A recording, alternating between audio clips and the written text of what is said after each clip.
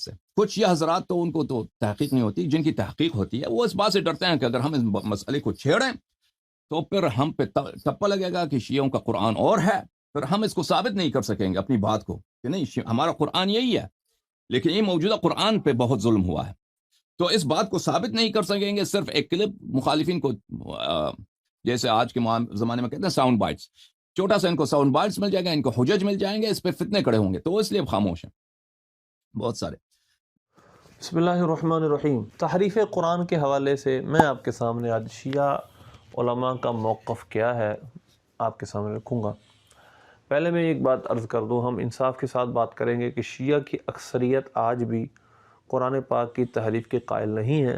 اقلیت جن میں حسن اللہ یاری آج کے دور میں نمایاں ہے کہ جو قرآن پاک کی تحریف کے قائل ہیں معاذ اللہ، اور معاذ اللہ قرآن پاک کو محرف مانتے ہیں۔ یہ چند شیعہ کے ایک چھوٹے سے گروپ کو کی طرف یہ قول ہے، یہ پہلے بھی رہے ہیں، آج سے نہیں ہے، لیکن اس دور میں سب سے بڑا اس دور کے فتنے کا جو سربراہ ہے، سرغنہ ہے، اس کو لیڈ کر رہا ہے، وہ حسن اللہ یاری۔ میں آپ کے سامنے شیعہ کا موقف اس حوالے سے کیا ہے، دو ریفرنس دوں گا، ایک مجموع البیان طبرسی کی اور دوسری اصول کافی کا حاشیہ۔ پہلے ہم سنتے ہیں طبرسی کی مجموع البیان، اس کا صفحہ نمبر مقدمے کا جو صفحہ نمبر 14 ہے، یہاں سے کلام شروع، آپ دیکھیں عبارت میں آپ کے سامنے بیان کرتا ہوں۔ من ذالک الکلام فی زیادت القرآن و نقصانہ فإنہ لا یلیق بالتفسیر، کہ جو کلام ہے قرآن پاک کے زیادہ یا کم ہونے کا، یہ تفسیر سے لائق نہیں۔ فَأَمَّا الزِّيَادَةُ فِيهِ فَمُجْمَعٌ عَلَىٰ بُطْلَانِهِ، جہاں تک تعلق ہے قرآن پاک پہ زیادتی کا تو یہ مجمع علیہ ہے، یہ بالکل سب کا اجماع ہے، قرآن پاک پہ کوئی زیادتی نہیں ہوئی۔ اما نقصان منہ فقد روا جماعت من اصحابنا، اور جہاں تک تعلق ہے قرآن میں کمی کا تو ہمارے اصحاب کی یعنی شیعہ کے ایک گروہ کی یہ قول ضرور ہے۔ وقوم من حشویت العامہ، اور حشویہ جو عام حشویہ ایک شیعہ کی قسم ہے، اس کا یہ عام قول یہی ہے، ان فی القرآن تغییرا او نقصانا، کہ معاذ اللہ قرآن میں تغییر اور نقصان ہوا ہے، کمی ہوئی ہے۔ والصحیح من مذہب اصحابنا خلافہ، آگے کہتے ہیں کہ لیکن صحیح مذہب ہمارے اصحاب کا یعنی شیعہ کا اس کے برخلاف ہے۔ وَهُوَ الَّذِي نَاصَرَهُ الْمُرْتَضَىٰ، پھر انہوں نے ایک حوالہ بھی دیا، اس کے بعد کہتے ہیں کہ اس کی وجہ کیا ہے۔ اس کی وجہ بیان کرتے ہوئے آگے لکھتے ہیں کہ قرآن پاک کو بڑی حفاظت کے ساتھ، بڑی جد و جہد کے ساتھ کی حفاظت کی گئی، اس وجہ سے قرآن پاک میں کوئی تغیر و تبدل نہیں۔ فَإِنَّ الْعِنَایَةَ اشْتَدَّتْ وَالدَّوَاعِی تَوَافَرَتْ عَلَىٰ نَقْلِهِ وَحَرَاسَتِهِ، کیونکہ اس کے جو عنایت، اس کی طرف توجہ بہت زیادہ کی گئی، اور اس کے نقل اور اس کی حفاظت میں کہ دواعی بہت زیادہ تھے، اور پھر وبلغت الی حد لم یبلغہ فیما ذکرناہ، اور اس حد تک پہنچ گئے کہ جس میں جو اس حد تک پہنچ گئے جو ہم نے ذکر کر دی ہے۔ مطلب یہ ہے کہ قرآن پاک کی بہت مسلمانوں نے حفاظت کی۔ پھر آگے کرتے ہیں لِأَنَّ الْقُرْآنَ مُعْجِزَةُ النَّبُوَّةِ وَمَأْخَذُ الْعُلُومِ الشَّرْعِيَّةِ وَالْأَحْكَامِ الدِّینِیَّہ، کیونکہ قرآن پاک معجزہ ہے اور نبی پاک صلی اللہ علیہ وسلم کا معجزہ ہے، اور علوم شرعیہ اور احکام دینیہ کا ماخذ ہے، روٹ ہے، یہاں سے ہی نکلتے ہیں۔ وعلماء الاسلامی قد بالغوا فی حفظہ وحمایتہ الغایۃ، اور مسلمانوں کے علماء اس کی حفاظت میں اور اس کی حمایت میں انتہا درجے کو پہنچے، حتی عرفوا کل شیء اختلف فیہ من اعرابہ وقراءتہ وحروفہ وآیاتہ، یہاں تک کہ انہوں نے ہر شے کو جانا جس میں مختلف اختلاف تھا، مثلا اس کی قراءت، اس کے اعراب، اس کے حروف، اس کی آیات، سب کو انہوں نے اس سب چیزوں کو پہچانا۔ فَكَيْفَ يَجُوزُ أَن يَكُونَ مُغَيَّرًا أَوْ مَنْقُوصًا، یہ کیسے ہو سکتا ہے قرآن کو بدل دیا گیا ہو یا منقوص یا کمی کر دی گئی ہو۔ مَعَ الْعِنَایَةِ الصَّادِقَةِ وَالضَّبْطِ الشَّدِيدِ، اور اتنی عنایت صادقہ، سچی توجہ اور اس ضبط شدید کے ساتھ کس طرح ہو سکتا ہے قرآن میں پاک میں کوئی کمی کی گئی ہو۔ اور پھر اس کے بعد آخر میں لمبی عبارت ہے، اور آخر میں جا کر کہتے ہیں کہ وَاسْتَدَلَّ ذَلِكَ بِأَنَّ الْقُرْآنَ كَانَ يُدْرَسُ وَيُحْفَظُ جَمِيعُ فِي ذَلِكَ الزَّمَانِ، کہ نبی پاک صلی اللہ علیہ وسلم کے دور میں بھی قرآن جمع کر دیا گیا تھا اور اس کی بڑی حفاظت کا بڑا اس کو محفوظ کیا گیا، اس کی تدریس کی گئی، لیکن آخر میں کیونکہ اس پر میں ایک اور ویڈیو بناؤں گا نبی پاک صلی اللہ علیہ وسلم کے دور کے حفاظ، حسن العشری کہتا ہے کہ مولا علی رضی اللہ تعالیٰ کے سوا کوئی حافظ نہیں تھا، جبکہ ہمارے نزدیک اور بھی حفاظ موجود تھے۔ اس وجہ سے میں یہ عبارت اس وقت پیش کروں گا۔ ابھی میں آخر میں اس کو جو عبارت لکھا ہے وہ آپ کے سامنے پیش کرتا ہوں۔ کہتے ہیں کہ جو بعض لوگوں نے اس کے برخلاف روایات بیان کی ہیں، فَإِنَّ الْخِلَافَ فِي ذَلِكَ مُضَافٌ إِلَىٰ قَوْمٍ مِّنْ أَصْحَابِ الْحَدِيثِ، وہ کچھ محدثین نے اس میں اختلاف کچھ روایات بیان کی ہیں۔ فَنَقَلُوا أَخْبَارًا ضَعِيفَةً ظَنُّوا صِحَّتَهَا، انہوں نے کچھ ضعیف خبریں، ضعیف روایات بیان کی ہیں جن کی انہوں نے صحت کا گمان کیا۔ لا يرجع بمثلها عن العلوم المقطوع على صحته، یہ کیسے ہو سکتا ہے؟ ایک مقطوع الصحت یعنی جس کی صحت پر قطعیت ہے، سرٹینٹی ہے، قرآن، اس کے خلاف اس طرح کی روایات کی طرف کیسے رجوع کیا جا سکتا ہے؟ رجوع نہیں کیا جا سکتا۔ لا يرجع بمثلها على المقطوع على المعلوم المقطوع على صحته، جس کی صحت القطعی ہے، یقینی، سب کو معلوم ہے، اس کے برخلاف روایات کو کیسے لیا جا سکتا ہے؟ تو لہذا یہ مجمع البیان میں علامہ طبرسی کا موقف تھا شیعہ کا۔ دوسرا شیعہ کی کتاب ہے اصول کافی۔ اصول کافی کے حواشی کے اندر کچھ وضاحتیں اس حوالے سے دی گئی ہیں۔ جو روایات یہاں بیان کی گئی ہیں اس روایات کی تشریح کرتے ہوئے انہوں نے بھی اپنا موقف یہاں بیان کیا۔ دیکھیے روایت نمبر ہے 3572۔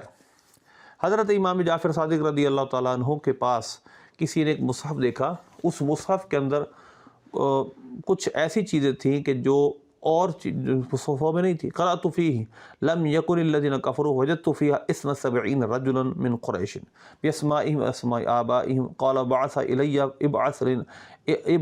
الی بالصحف بالمصحف۔ جو روایت ہے کہ 70 افراد قریش کے نام لم یکن الذین کفروا صورت میں تھے، یہ ایک روایت ہے۔ اسی طرح ایک اور روایت بھی اس طرح موجود ہے کہ قرآن پاک کے اندر 17,000 آیتیں تھیں۔ تو اس کی تعویل و تفسیر میں، اس کی تعویل میں، اس کی تشریح میں، اس کے حاشیے میں لکھا ہے کہ لعل المراد انہ قد وجد تلک الاسماء المکتوبۃ فی ذلک المصحف تفسیرا لقولہ لم یکن الذین کفروا ماخوذۃ من الوحی لا انہا کانت من اجزاء القرآن، کہ یہ ہو سکتا ہے اس سے مراد تفسیر کے طور پر 70 نام انہوں نے لکھ دیے ہوں، یہ مراد ہو سکتی ہے۔ اب آگے وضاحت بڑی قابل غور ہے۔ آگے وضاحت یہ ہے، دیکھیے گا، ایضا من استماع الحروف من القرآن الى خلاف ما يقرأ الناس هي استماع حروف تفسیر الفاظ القرآن وتبین مراد منها۔ اب ذرا آگے غور کیجیے گا، آگے لکھتے ہیں فإنه كله محمول على ما قلنا، کہ جتنی بھی روایات تحریف قرآن کے حوالے سے، قرآن پاک کے بدلنے کے حوالے سے، وہ سب اس پہ محمول ہیں۔ وہ تفسیری کلمات تھے، وہ قرآن پاک کی اصل آیات نہیں تھی، مولا علی سے مذکور ہو یا کسی اور سے۔ کیوں؟ لِأَنَّهُ لَوْ كَانَ تَطَرَّقَ التَّحْرِيفُ وَالتَّغْيِيرُ فِي أَلْفَاظِ الْقُرْآنِ لَمْ يَبْقِ لَنَا اعْتِمَادٌ عَلَى شَيْءٍ مِّنْهُ۔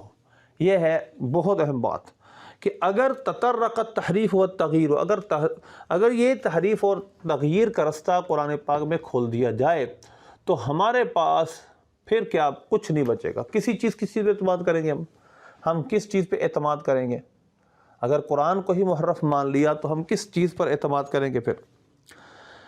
کیوں؟ اذ علی ھذا یحتمل کل آیت منہ ان تکون محرفۃ مغیرۃ، کیونکہ پھر کیا ہوگا کہ ہر آیت میں یہ احتمال باقی رہے گا کہ یہ مغیر ہے، یہ محرف ہے، یعنی اس کو تبدیل کر دیا گیا معاذ اللہ۔ وتکون علی خلاف ما انزل اللہ فلا یکون القرآن حجۃ لنا، تو قرآن ہمارے لیے حجت کے طور پر باقی رہے گا ہی نہیں کہ ہر آیت میں تغیر و تبدل کا احتمال رہ جائے گا معاذ اللہ۔ وتنتفی فائدتہ، اور اس کا فائدہ بھی منتفی ہو جائے گا، ختم ہو جائے گا۔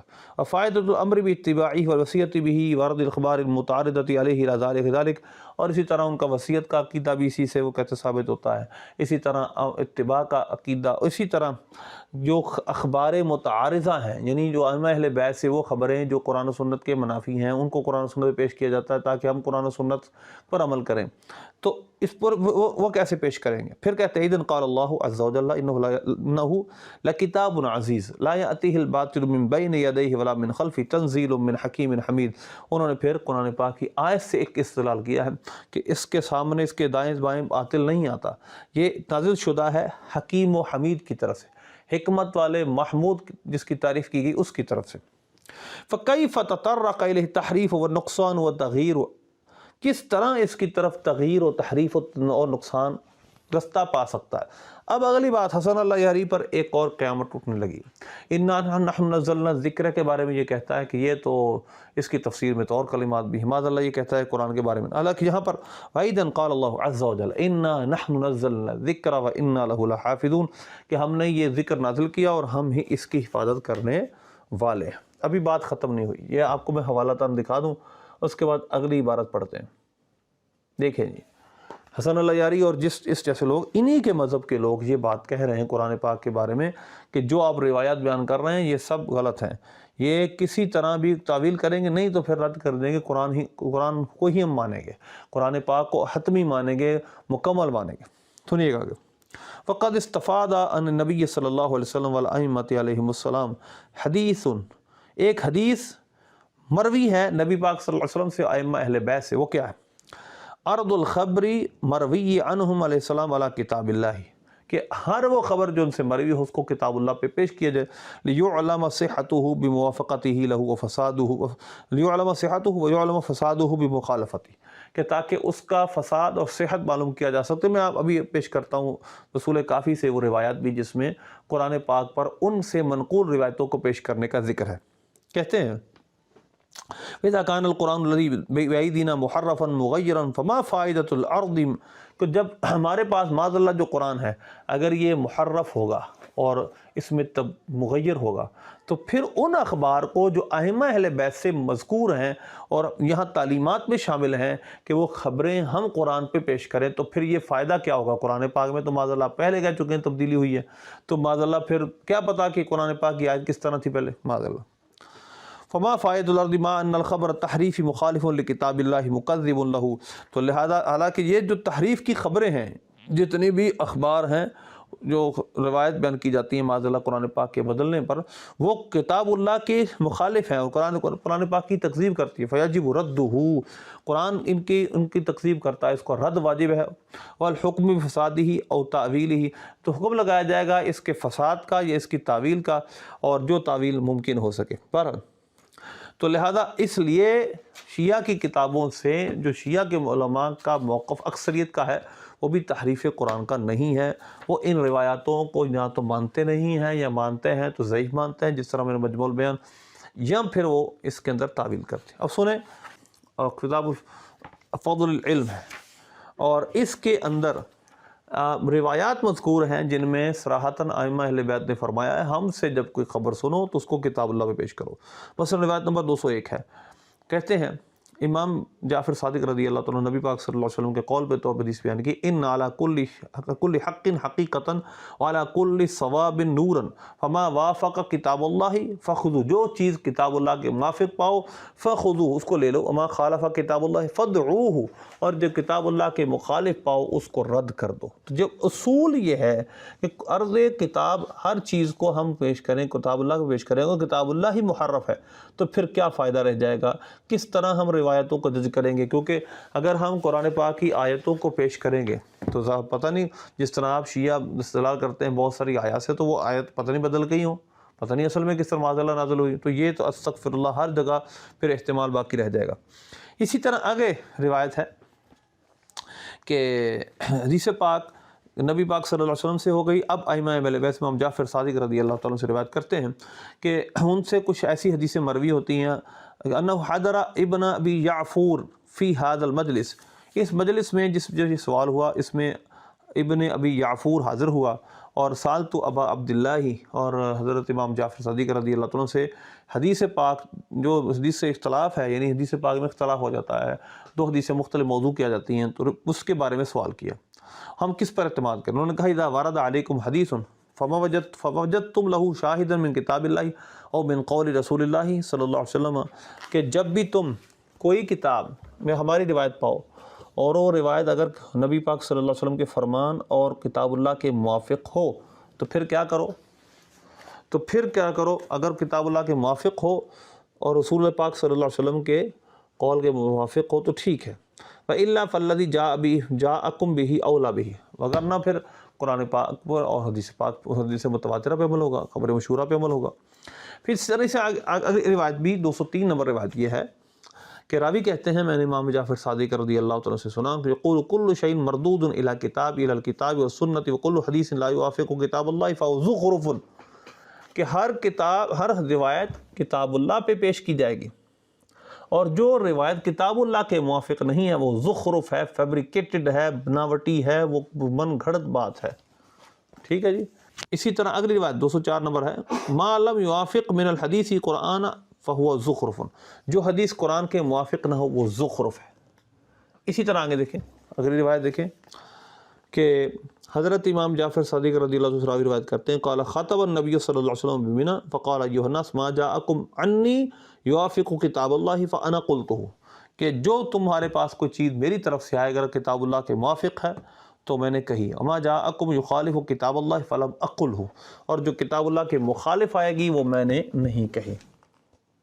ٹھیک ہے جی۔ اس سے اگلی روایت دیکھیں، حضرت امام جعفر صادق رضی اللہ عنہ سے روایت ہے، من خالف کتاب اللہ وسنت محمد فقد کفر، جس نے کتاب اللہ کی مخالفت کی یا نبی پاک صلی اللہ علیہ وسلم کی سنت کی مخالفت کی اس نے کفر کیا۔ تو لہذا یہ بات مسلمہ ہے کہ شیعہ سنی دونوں کتابوں میں کہ روایت کو قرآن پہ پیش کیا جاتا ہے، نہ کہ روایت کے ذریعے معاذ اللہ قرآن پاک کی تکذیب کی جائے۔ یہ بالکل اصول کے برخلاف۔ دیکھیے گا، یہ ایک اصول ہے جو آپ کی اصول کافی کی صفحہ نمبر 36 پہ لکھا ہے، ان حدیثوں کے پیچھے، کہ کسی نے پوچھا تھا کہ دو روایتیں آ جاتی ہیں، ثقہ راوی، دونوں ثقہ راوی ہوتے ہیں، اور رواہم الثقات عنکم، دونوں راوی جو روایت کر رہے ہوتے ہیں وہ ثقہ ہوتے ہیں، اور آپ سے دونوں روایتیں ہوتی ہیں لیکن مضامین مختلف ہوتے ہیں، تو کیا کیا جائے؟ ہم کیا اس پر عمل کریں نہ کریں؟ کہنے لگے وَيُنظَرُ فَمَا وَافَقَ حُكْمُ حُكْمَ الْكِتَابِ وَالسُّنَّةِ وَخَالَفَ الْعَامَّةَ فَيُؤْخَذُ بِهِ وَيُتْرَكُ مَا خَالَفَ حُكْمُهُ حُكْمَ الْكِتَابِ وَالسُّنَّةِ وَوَافَقَ الْعَامَّةَ، کہ نمبر ایک کتاب اللہ، سنت اور عامہ مسلمانوں کی اکثریت جس پہ ہو، اگر وہ اس کے مطابق ہو تو لے لو، اگر اس کے مطابق نہیں ہے تو پھر کتاب اللہ، سنت رسول اللہ، سنت رسول پاک صلی اللہ علیہ وسلم اور عامۃ المسلمین کا قول لے لو۔